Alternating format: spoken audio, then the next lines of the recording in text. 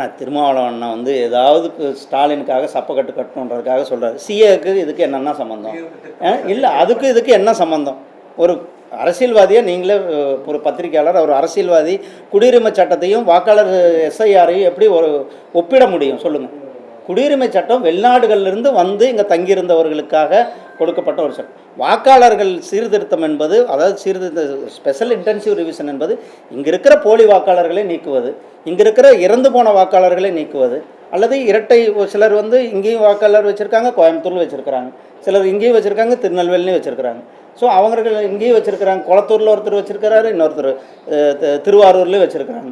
அப்படி வச்சுருக்கும் பொழுது அதுக்காக நான் அவர் சொல்லல, அந்த மாதிரி வாக்காளர்கள் வந்து இருக்கும்போது அந்த வாக்காளர்களை நீக்க வேண்டும் என்பது தான் நம்ம தேர்தல் நேரத்தில் இருக்கும்.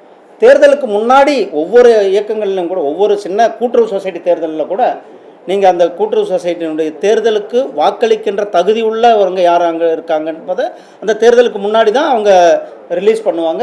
ஒவ்வொரு தேர்தலையும் நடக்குது.